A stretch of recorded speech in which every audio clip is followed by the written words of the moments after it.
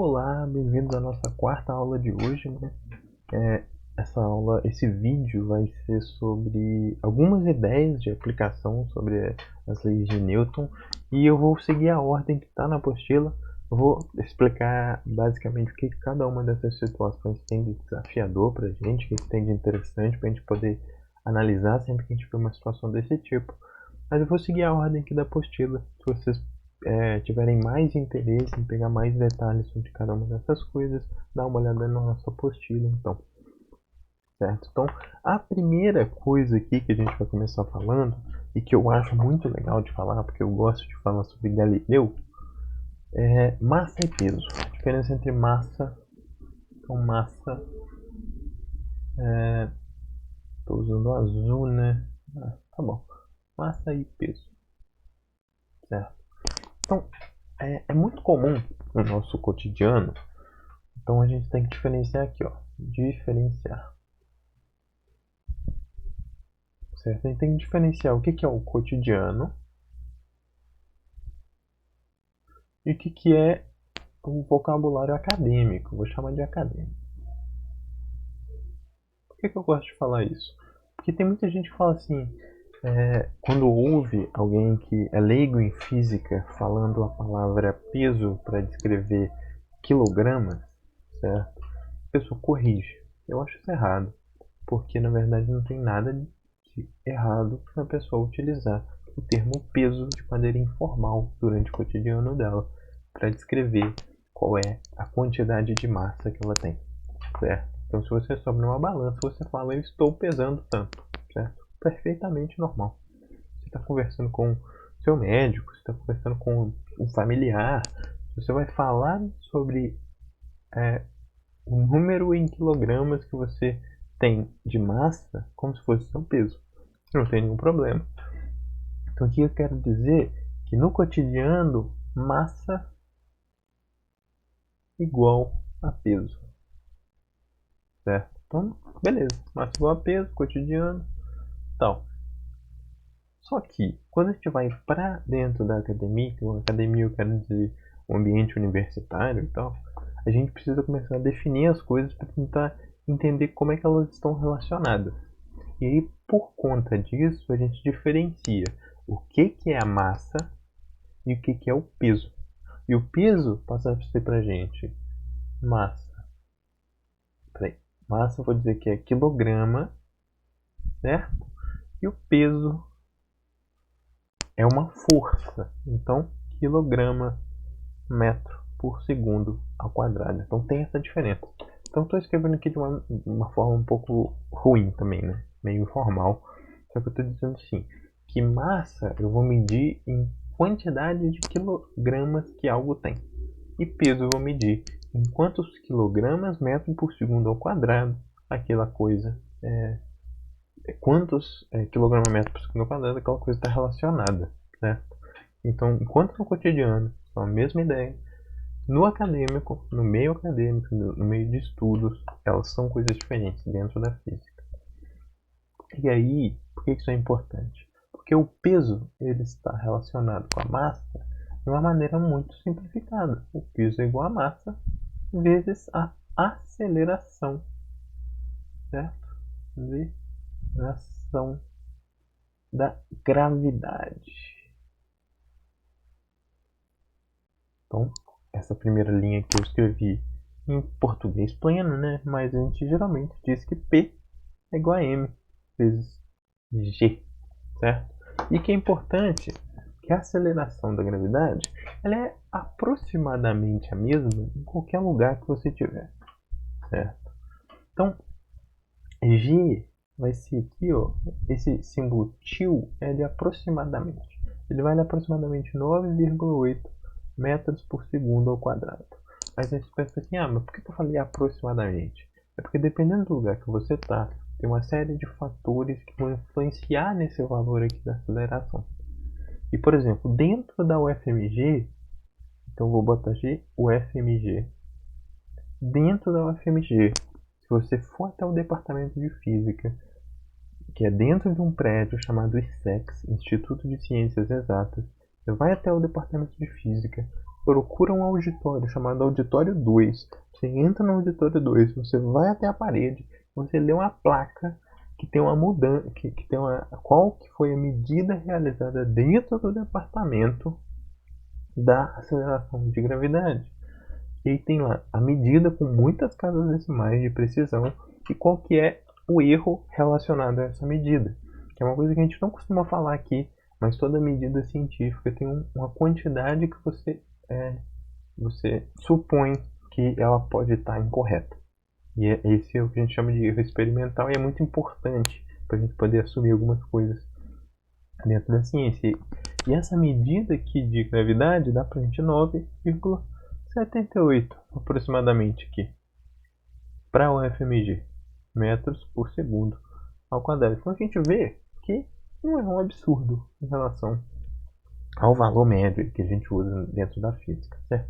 Só que na física é muito comum a gente até usar esse G aqui, ó, G igual a 10. A gente faz isso. G igual a 10, tá bom, é pertinho de 10, então é o suficiente para eu fazer um modelo legal e colocar em alguns exercícios, certo? A gente faz bastante isso, mas os valores experimentais, eles são muito precisos, a gente consegue medir de maneira muito simplificada. Se vocês quiserem que eu fale mais sobre, por exemplo, como é que a gente pode medir uma constante dessa, eu posso falar, mas eu não vou focar nisso aqui. Então tá, eu vou seguir aqui para dizer o seguinte: esse G ele é mais ou menos constante em um ambiente. Então eu disse aqui, essa medida aqui foi feita dentro da UFMG, ou seja, Belo Horizonte, UFMG, prédio de ciências exatas, prédio da física, laboratório de experimental, certo? Num lugar muito especial, muito específico, certo? Só que a gravidade em volta daquele ambiente, ela vai ser sempre aproximadamente a mesma, certo? Ela não vai mudar muito. É claro que se eu saio de Belo Horizonte, eu vou, por exemplo, para Diamantina, pode ser que esse valor mude um pouco mais substancialmente, mas ele não vai sair muito desse 9,7, 9,8, certo? Então a ideia é essa. Então o que eu estou querendo dizer com isso? Esse valor G ele é constante, de certa maneira. Ele depende de alguns fatores, a gente pode discutir isso, mas não é o foco aqui. Mas ele é constante. E aí, por que eu estou falando tanto isso aqui? Porque muito tempo atrás, um tal de Galileu subiu a tal de Torre de Pisa e ele fez um negócio. Essa Torre de Pisa é uma torre que é meio torta, assim. Nunca sei desenhar ela direito. Mas ele subiu nessa torre e ele fez uns experimentos. Ele chamou uma galera e falou: galera, fica embaixo aí, eu vou jogar umas coisas lá de cima. Aí ele subia lá, pegava umas bolinhas assim, ó, bolinhas mais ou menos do mesmo tamanho, só que com massas diferentes. Então aqui, ó, por exemplo, essa bolinha, vou pintar uma de vermelho e a outra de preto. Essa bolinha preta tinha massa M1, por exemplo. E a bolinha vermelha tinha massa M2. Vamos supor isso aqui. E aí o que acontece? Essas duas bolinhas, então, com massas diferentes, elas... O que ele supunha? Na verdade, assim, o que se supunha antes de Galileu? Aristóteles tinha uma teoria que falava que objetos com massas diferentes caíam em tempos diferentes, certo? E aí Galileu pensou, caramba, interessante isso, né? Mas Aristóteles não tinha feito experimentos disso. Ele tinha concluído isso meio de maneira... tirou da cabeça, assim. Ele falou, é natural a gente imaginar que algo mais pesado caia mais rápido, certo? Então essa foi a conclusão de Aristóteles sem o experimento. Aí Galileu subiu lá na Torre de Pisa, chamou uma galera. A galera ficava aqui embaixo, achando que ele era meio maluco. De fato, eu acho que ele era. Então a galera ficava aqui. E aí foram percebendo que, na verdade, esses dois objetos aqui, ó, eles caíam juntinhos e chegavam no chão no mesmo tempo. Mesmo tendo massas diferentes. E isso começou a parecer interessante, porque a gente tinha objetos com massas diferentes caindo juntos. Isso parecia estranho.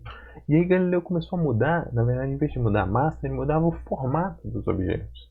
E ele percebeu que o tempo que ele demorava para cair, ele dependia mais do formato do que da massa. Então, o tempo de queda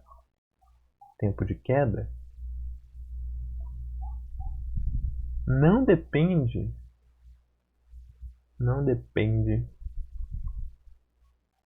da massa, certo? Então, por que isso é importante? Por quê? Vamos lá. Quando a gente pega aqui e fala a força-peso é igual a massa vezes a aceleração da gravidade. Estou dizendo que essa aceleração da gravidade ela é constante, certo? Porque eu medi, eu sei quanto que ela vale naquele ambiente. Então essa aqui eu vou chamar de G, simplesmente. Ou seja, eu posso isolar esse G, eu posso dizer que G é igual ao peso dividido pela massa, certo? Então se eu sei o peso de um objeto e eu sei a massa dele, eu vou descobrir a aceleração da gravidade. E aí, eu sei que essa razão entre o peso e a massa é a aceleração da gravidade. Então, o que eu percebo? Percebo que se eu colocar aqui o peso da bolinha 1 sobre a massa da bolinha 1, isso vai sempre ser igual ao peso da bolinha 2 dividido pela massa da bolinha 2, certo? Então, basicamente o que eu estou dizendo quando eu escrevo essas leis aqui é que a aceleração da gravidade é constante porque ela vem dessa razão entre o peso de um corpo e a massa dele. E como essa razão é sempre constante, no mesmo ambiente, claro, eu sei que a aceleração da gravidade tem que ser constante. Então veja bem que quando Galileu fez esse experimento para tentar provar que Aristóteles estava correto e para tentar testar a teoria de Aristóteles, ele chegou nessa conclusão que os tempos de queda teriam que ser independentes da massa, né? Ele não depende da massa. E aí, quando a gente analisa isso do ponto de vista das equações de Newton, da segunda lei de Newton, isso faz muito sentido. Porque para cada um desses objetos, o peso do objeto 1 pode ser menor que o peso do objeto 2. Só que aí, essa razão entre o peso e a massa do 1 vai ser igual à razão entre o peso e a massa do 2, certo? Porque o peso cresce com a massa, e aí, então se eu pego e divido o peso pela massa, isso fica constante. Então por isso que esse experimento de Galileu foi muito importante, certo? Dentro do contexto da física. Porque ele conseguiu mostrar para a gente que essa relação entre peso e massa, ela dava pra gente quanto que a aceleração da gravidade valia, certo? Então eu estou dizendo isso só para explicitar que massa e peso são, dentro do contexto acadêmico que a gente está discutindo aqui, são conceitos diferentes. E eles são importantes de serem diferenciados por causa desse tipo de conclusão. A gente consegue chegar numa conclusão muito legal sobre a natureza, o mundo físico que a gente observa, partindo, né, dessas diferenças entre conceitos. Então por isso que é importante a gente ter em mente que eles são conceitos diferentes. Deixa eu ver. O próximo ponto aqui é a força normal. Eu vou falar sobre a força normal brevemente aqui no seguinte contexto. Porém eu vou passar mais rapidinho porque eu quero discutir uma outra coisa com vocês antes de terminar essa aula. E não quero que ela fique muito longa. Que é uma discussão que tem na nossa apostila, só que eu achei muito interessante o jeito que eles colocam. Porque assim, pensa que tem a Terra aqui e tem uma mesinha aqui em cima, né? Em cima da Terra. E aí, em cima dessa mesa tem um objeto qualquer. Vou dizer aqui um cubo, certo?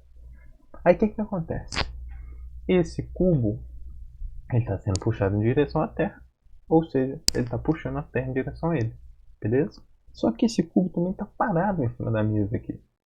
E aí quando a gente está com um objeto interagindo com uma superfície, a gente fala que existe uma força normal, certo? Então, se eu der um zoom aqui perto desse cubo, eu vou ver que ele está interagindo aqui em cima da mesa. Então ele empurra a mesa para baixo com uma força que como ele está sendo puxado pela Terra para baixo, ele vai empurrar a mesa para baixo com essa mesma força, certo? Então, a intensidade dessa força aqui que ele está fazendo da interação com a mesa é P. Certo? Então, a mesa vai empurrar esse cubo de volta para cima com uma força que a gente vai chamar de força normal. Certo? Só que veja bem, eu não estou dizendo que a ação é P e a reação é a normal.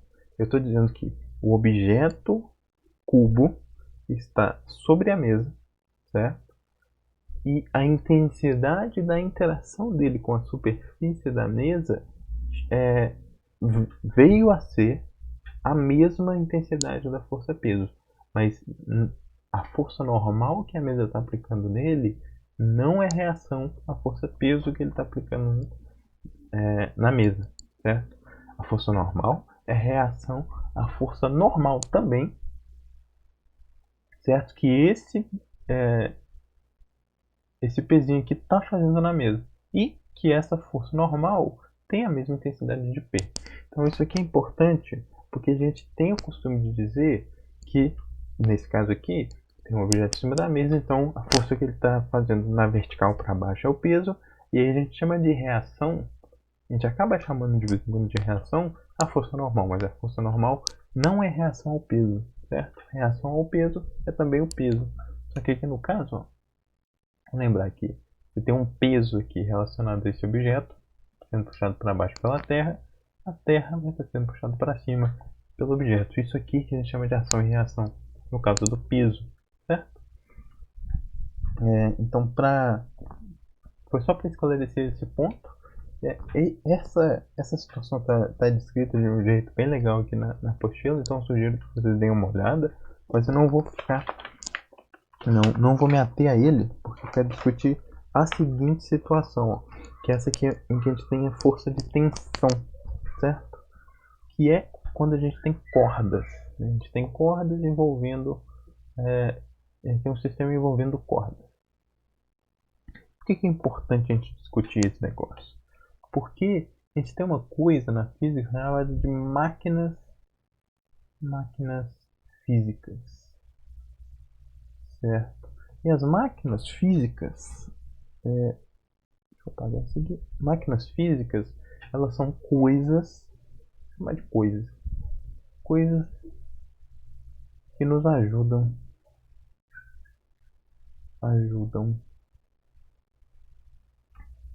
a realizar tarefas, certo? Então é basicamente essa ideia de que uma máquina é algo que vai me ajudar a realizar uma determinada tarefa de uma maneira talvez mais simples do que eu faria em uma outra situação. E aí uma coisa dessas é uma corda. Então se você precisa puxar algo, então vamos imaginar o seguinte: tem um objeto aqui, aí você pega e amarra uma corda nesse objeto e você puxa essa corda lá da ponta. Você vem e aplica uma força aqui. Por que a gente chama até esse sistema extremamente simples aqui de uma máquina física? Certo? Porque você não está aplicando diretamente sobre o objeto aquela força, mas você consegue transmitir essa força para ele.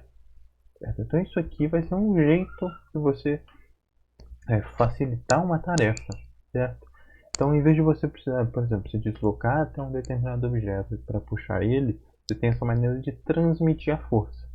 E aí, como é que essa força é transmitida ao longo da corda? Ela é transmitida na forma de uma tensão. Então, a gente vai ter que perceber aqui o seguinte: existe uma coisa na corda que chama tensão, certo? E aí, ó, se a gente olha para esse sistema, se eu estou puxando a corda com uma força F, vai aparecer uma tensão aqui nessa corda, está puxando meu objeto, que eu vou chamar de T, certo? E essa tensão, ela vai ter a mesma intensidade, ó, intensidade da força de tensão, certo? Ela é igual à intensidade da força F que eu estou aplicando, certo? Mas é importante perceber o seguinte: a tensão, ela também vale naquele sentido de ação e reação, certo?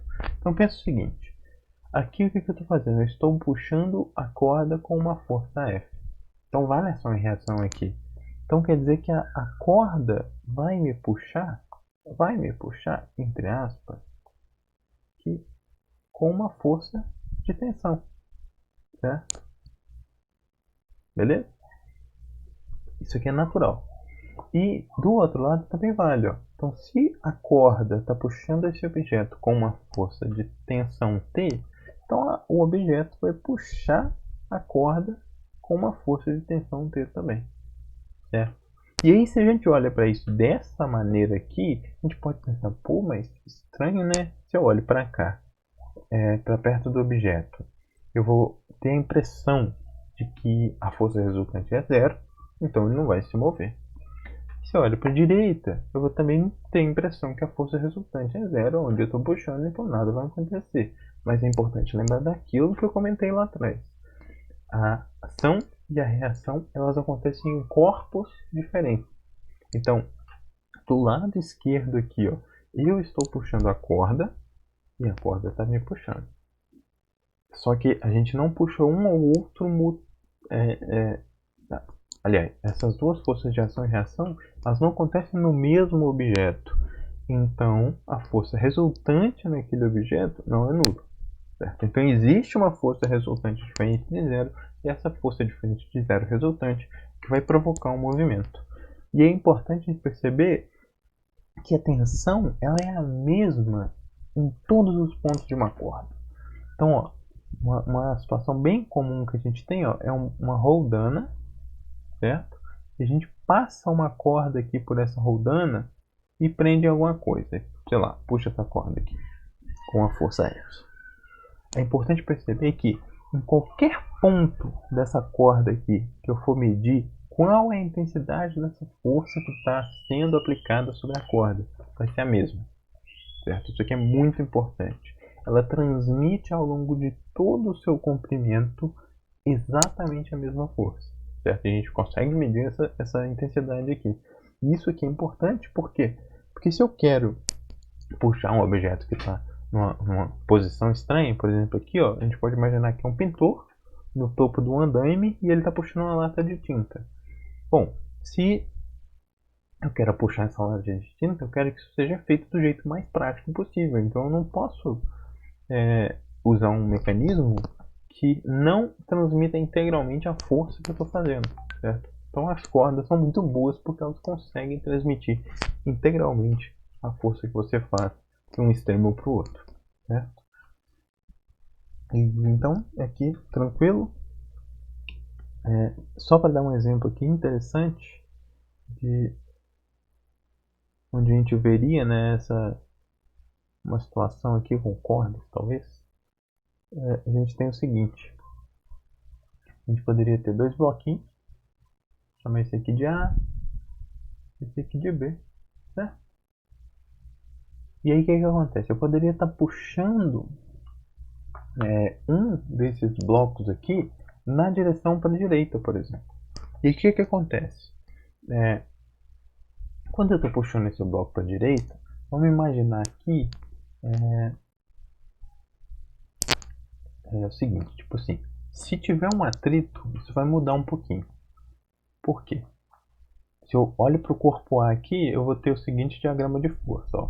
Eu vou ter uma força normal aqui, né? Do A em relação à superfície, certo? Uma força peso aqui do A, certo? E para a direita aqui, ó, eu vou ter uma força de tensão que surge dessa corda. Eu vou chamar só de T, beleza? E no caso do B, o que vai ter? B é um pouco diferente. Para cima, eu tenho a força normal do corpo B. Para baixo, eu tenho o peso do corpo B, certo? Opa, ficou meio feio esse B aqui. Tenho o peso do corpo B.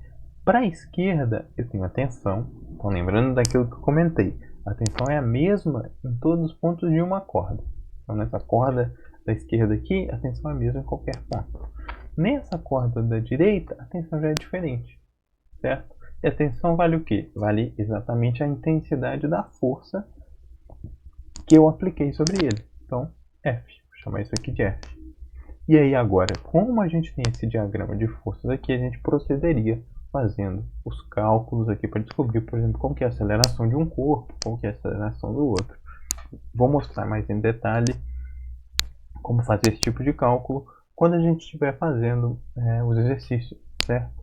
Mas esse cálculo aqui em particular, ele está feito na nossa apostila. Se alguém tiver interesse em olhar o passo a passo desse tipo de cálculo, pode dar uma olhada lá.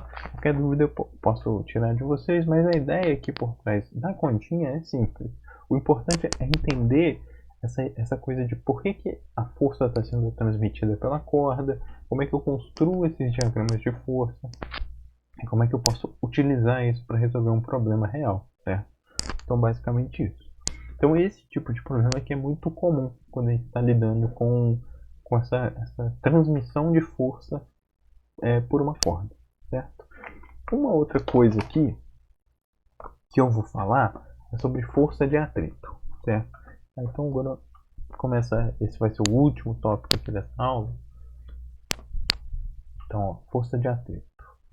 Força de atrito, certo?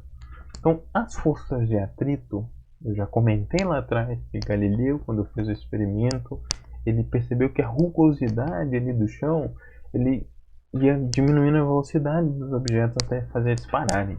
O atrito é exatamente isso. O atrito está relacionado com quanta energia, quanta velocidade o chão ou a superfície de contato vai retirar do seu objeto, certo? Então essa é a ideia básica do atrito. Só que como é que a gente calcula a intensidade do atrito? Existem dois tipos de atrito, na verdade. Existe o que a gente chama de atrito estático e existe o atrito dinâmico. E a nossa ideia aqui nesse pedacinho da aula é falar um pouco sobre esses dois tipos de atrito, certo? Então, o primeiro tipo de atrito, o atrito estático, como a gente consegue calcular ele? Bom, a primeira coisa que a gente tem que pensar é o seguinte: o atrito estático ele surge quando a gente tem um corpo ou um objeto que ele está em repouso e você tenta tirar ele do repouso. Então, por exemplo, se você pega aqui, tem um objeto lá, certo? E ele está em repouso aqui no chão, beleza? E aí você vai tentar mover esse objeto, certo? Como é que você tenta mover um objeto? Você vai tentar mudar o estado de movimento dele. Então você aplica uma força sobre ele, correto? Então o que acontece aqui? Quando você aplica uma força sobre esse objeto, ele vai tender a se mover. Vai ter uma série de critérios que vão poder ser determinados para saber quando ele vai se mover e quando ele não vai se mover, dependendo da intensidade dessa força. E a primeira coisa que a gente tem que pensar aqui, ó, é que sobre esse objeto existe uma força peso e uma força normal atuando aqui, certo? Então, ó, eu tenho essas três forças aqui atuando nesse objeto, beleza? Então, a princípio, eu poderia descrever o movimento dele só tendo como base essas três forças, mas aí é que entra o atrito. O atrito a gente vai definir, ó, deixa eu apagar isso aqui, eu vou fazer um pouco menor para não ocupar tanto espaço. Então aqui, ó, o atrito a gente vai definir a força de atrito, certo? A intensidade dela vai ser um negócio que a gente vai chamar de coeficiente de atrito, certo? A gente chama essa letrinha aqui, ó, chama μ. Então a gente vai chamar de μA, certo? μA, coeficiente de atrito A. E vezes aqui a força normal, certo? E essa força de atrito, ela vai sempre apontar no sentido contrário. Vou botar um sinal negativo aqui, mas vou puxar uma setinha. Contrário ao movimento. Então, por exemplo, nesse caso aqui, a gente está aplicando uma força da esquerda para a direita para tentar fazer esse bloco se mover, certo? E o fato dessa força estar sendo aplicada da esquerda para a direita vai fazer surgir um atrito com o chão da direita para a esquerda. Então esse atrito aqui, ó, ele vai acontecer aqui, ó, entre o objeto e essa superfície, certo? E ele vai estar apontando aqui da direita para a esquerda. Então isso aqui vai ser a nossa força de atrito, beleza? Então, como é que ficaria aqui o diagrama de forças para esse nosso objeto? Diagrama de forças, então, é essa coisa que a gente desenha para poder representar quais são as forças atuando sobre um determinado corpo. Certo? Opa, passei aqui de página sem querer. Tá. Como é que ficaria então o diagrama de forças para esse nosso objeto? O diagrama de forças ficaria assim, ó. A gente desenha uma bolinha para representar nosso objeto e a gente desenha setas representando as forças. Então, para cima ele tem a força normal, para baixo ele tem a força peso, para a direita ele tem a força F e para a esquerda ele tem a força de atrito, certo? E aí a gente pode pensar o seguinte: como ele está parado aqui, o estado de movimento dele não vai mudar na vertical, isso quer dizer o quê? Quer dizer que a força normal é igual à força peso, certo? E aí na horizontal aqui eu vou precisar começar a pensar. Preciso pensar quando nas seguintes situações, vou puxar isso mais um pouco para baixo. Preciso pensar quando a força de atrito for igual a F, certo? Eu preciso pensar quando a força de atrito for maior que F. E eu preciso pensar quando a força de atrito for menor que F, certo? Então o que acontece? Cada uma dessas situações. Vamos começar aqui pela primeira. Na primeira situação, as duas forças são iguais, certo? Então veja bem, se a força de atrito e a força que eu estou aplicando sobre esse objeto são iguais, qual que vai ser a força resultante na horizontal, que é a direção que eu quero mover ele? Então a força resultante, ó, vou escrever aqui F resultante vai ser igual a zero, porque uma está para cada lado, certo? Então isso aqui vai me dizer que a força resultante é igual a zero.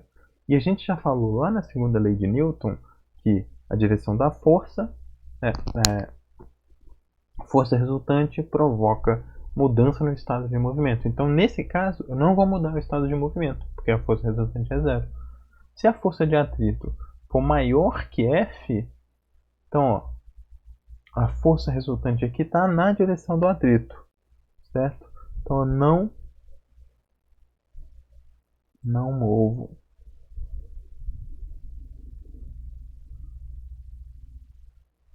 Opa.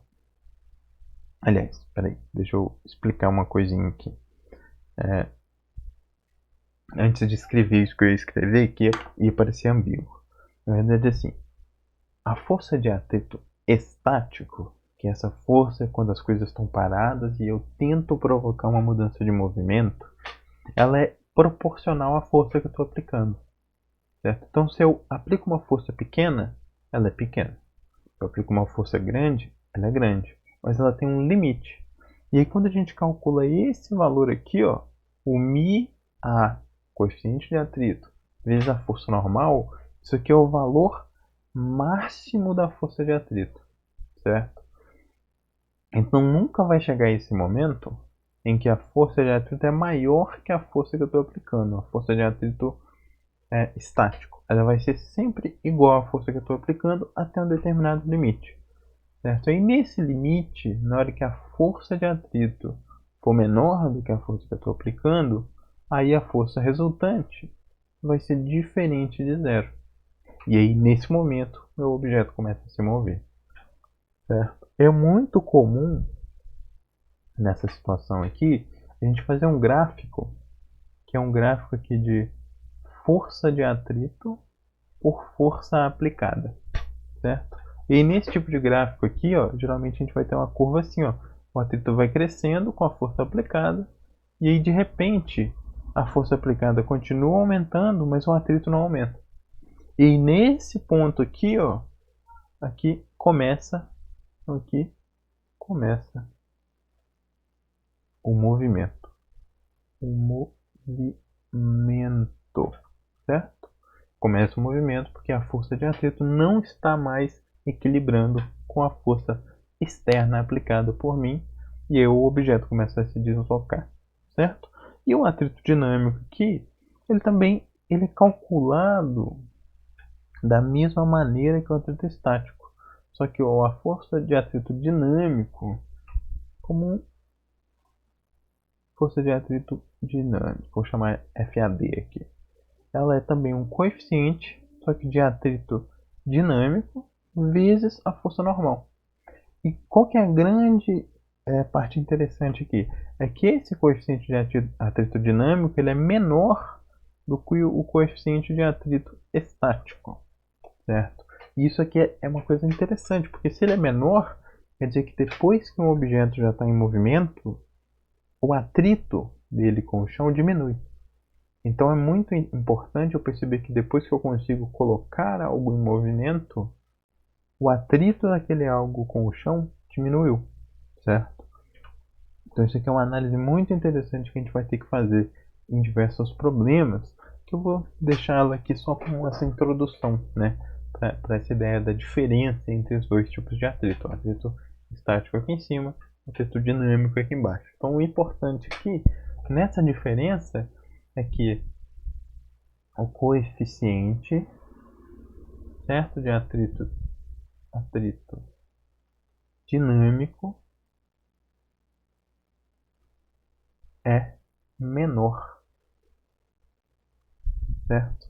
E isso faz com que o objeto ele sinta menos atrito quando ele já está se deslocando.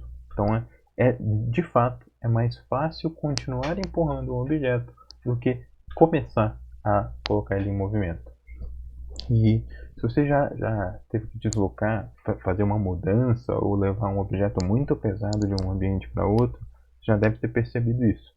É muito mais difícil, por exemplo, empurrar um guarda-roupa muito grande, empurrar uma mesa muito grande, colocar ela para se mover do que manter o movimento. Depois que você coloca ela em movimento, você percebe que é até fácil de continuar o movimento dela. E isso é por conta dessa diferença do coeficiente de atrito. O coeficiente de atrito é uma coisa que nas engenharias se usa muito para poder criar relação entre duas grandezas. Então, se você está construindo algo, você precisa saber como é que aquele algo interage ali com o ambiente em volta. Então, é importante saber quanto atrito ele faz com o ambiente, certo?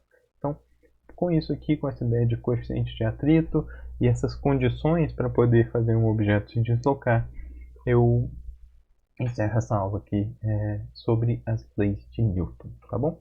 Esse é o capítulo A05.